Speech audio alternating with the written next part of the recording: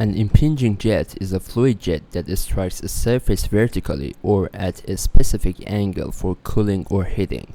In this case, the post-impact flow develops on the surface, creating a thermal boundary layer. In this simulation, the airflow hits the U-shaped wall in the form of an impinging jet to study the Nusselt number in different Reynolds numbers. To design the 3D model, design model software from ANSYS software subsets has been used, the geometry of which can be seen in the following figures. In addition, General CFD software has been used to mesh the desired geometry. Gridding is done using hexa element and in a structured way using blocks. The number of elements used in the simulation is about 2,700,000 hexahedral elements. At the very beginning of the simulation, we should import the mesh file. So from File tab, follow Read, Mesh, and then look at the mesh file that you've received with the other files and open it. Alright, so at the first place, we need to consider some general assumptions for the software. First, we use pressure-based solver type because we are dealing with an incompressible fluid, and also we want to simulate in transient form, or in other words, the variables will be changed with the time and are dependent. And at last, we activate the gravity and consider 9.81 meters per square second in negative direction of the y.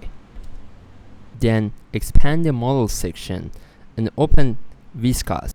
In the appeared window, choose k-omega SSD model to solve our turbulent fluid equations. The SSD k-omega turbulence model is a two-equation eddy viscosity model which has become very popular. SST or shear stress transport is a comprehensive formulation which uses k-omega formulation in the inner parts of the boundary layer and switches to k-epsilon behavior in the free stream. As a result, it avoids the common k-omega problems. Now, before get to multi-base section, we need to define the materials. So double click on materials, and as you can see, we have defined water, liquid, and alumina here. But how to do that? In order to create these phases, you should click on create or edit button, and in the popped up window, you have two choices. You can easily define the properties of the material manually here, and then name it and click on create button, or for example, for widely used materials like water, liquid, you can just benefit from Fluent database. By clicking on Fluent database, you can see that there are a list of different materials, and as you can see, water, liquid is available here. Just by clicking on that and then click on copy, you can have it on the list. So now we can get to multiphase. As you open multiphase model tab, you can see that there are 4 different models here. So activate Eulerian and also use implicit formulation and define the number of Eulerian phases as 2, and then get to phases tab. The Eulerian multiphase model in ANSYS Fluent allows for the modeling of multiple separate yet interacting phases. The phases can be liquid, gases, or solids in nearly any combination. An Eulerian treatment is used for each phase in contrast to the Eulerian Lagrangian treatment that is used for the discrete phase model. In this section, we should define the primary and secondary phase. So by clicking on primary phase, you can see that I have defined a name for it as flow, and then in phase material we have the list of materials which we previously defined in material section, as you may remember. So our primary phase is water, liquid, so I select that. And for the secondary phase, which is called as particles, we have the phase materials of alumina, and also activate granular and packed bed. Then define the diameter as 3 millimeters here. And for granular viscosity, we have 1 to 10 power minus 5, and also the rest of the options is just the default options of the ANSYS Fluent. Notice that the granular option is available just in Eulerian viewpoint, and also it indicates whether or not this is a solid phase, and then the packed bed appears only if granular is selected, and it indicates whether or not the granular phase is a packed bed.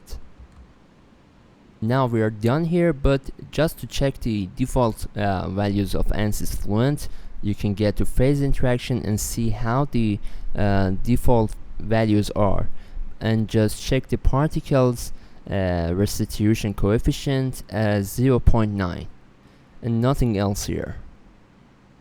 So get to boundary conditions as the last option in setup settings. I start from the inlet boundary, which has velocity inlet type.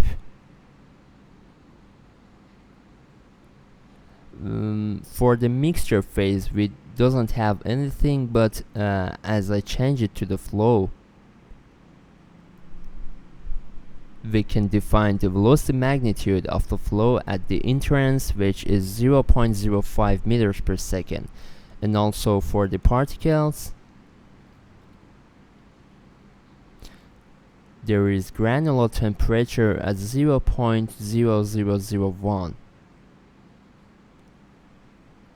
At the outlet, we have defined a pressure outlet type boundary condition.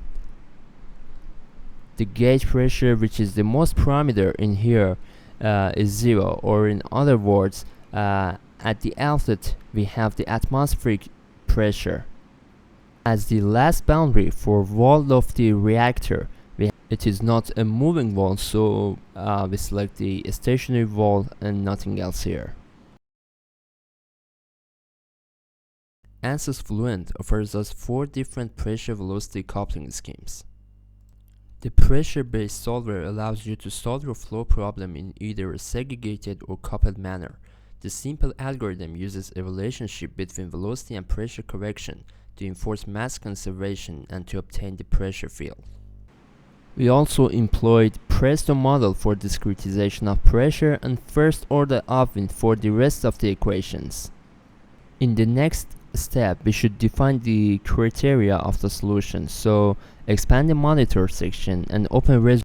After each iteration, the solver records the values, so the reported value in the console part represent the differences between 2 consecutive iterations. If the values gets below this absolute criterion we define in this window, the calculations will stop.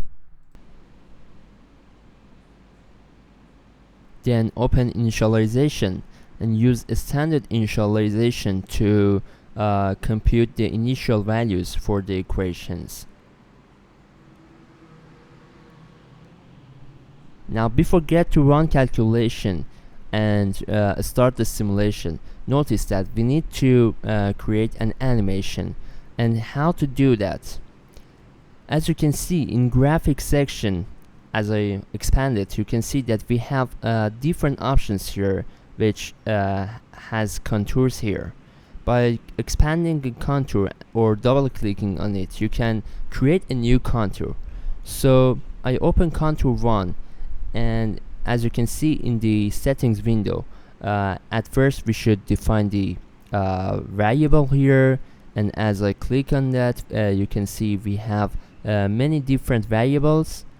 So I select velocity, and then in the phase field we have 2 different options, one for the flow and other one for the particle. So as I want to see the velocity contour of the particles, I select particles, and then at the surfaces box I should select the region or surface which I want to create the contour on it.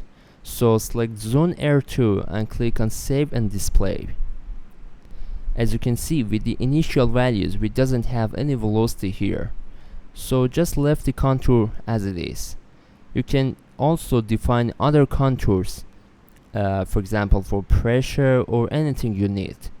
So I have defined pressure of the mixture at the outlet, and as I click on save or display, you can see that it is 0 as we have defined in boundary conditions. So after doing that, get to calculation activities and double click on solution animation. So as you can see, a window like this pops up, and in here you should define record after every time steps you need. For example, I want the data and the animation to be updated after each 10 time steps. So I enter 10, and then with clicking on this three dot bottom, you can define the storage directory, and then in the animation object you have the list of different results as it is, for example for the vectors or for the contours and anything you have in the results section. So I want to make an animation out of contour 1. By clicking on preview, you can see that it is the perspective, and you can easily change the view if you need, and then click on use active to use this view, and after all click on OK. Just after the simulation process, we can get to the most important part, which is post-processing. As you have seen in graphics section, we have different options like contours and vectors, and we had easily created a contour for the animation, so you already know how to create contour. By clicking on save or display, you can see that how the velocity distribution. And also let me just show you another option, which is vector. The settings is very similar to the contour, and you need to define the variable and also the phase, and also the surface you need to create a vectors on it. So by clicking on save or display, you can see the velocity vectors. Maybe they are very small and you need to scale them, so you can easily increase the scale, or if you want to decrease the number of them, you can easily increase the skip, or many other options in color map settings related to the color of the vectors and so on.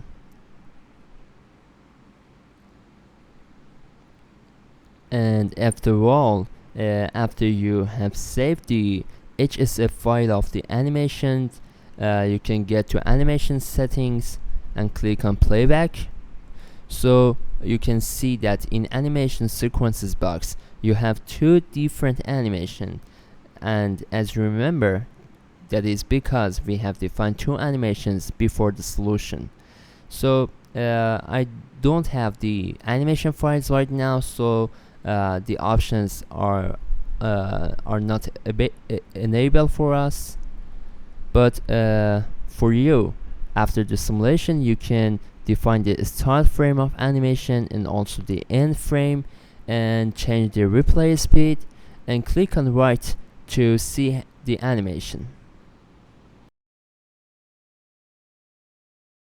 The nozzle number is obtained according to the amount of temperature obtained on the line at the bottom of the U-shaped plane in its center, and the temperature in that relation.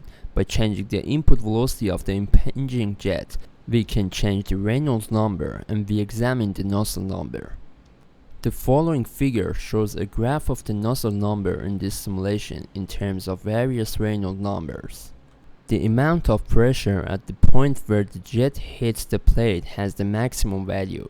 The negative pressure gradient causes the velocity to reach its maximum value as it progresses from the point of impact in the radial direction to the ends of the plate. Positive pressure is applied at the boundary of the stagnation zone, and the gradient falls. As a result, the velocity decreases and the pressure increases as it advances in the jet area of the wall. The maximum value of the Nusselt number is obtained at the stagnation point because the thickness of the boundary layer is the lowest at this point. As the current moves toward the wall jet, the thickness of the boundary layer increases. To benefit from Mr. CFD services, including simulation, consultation, and training, visit our website via www.mr-cfd.com or contact us via info@mr-cfd.com.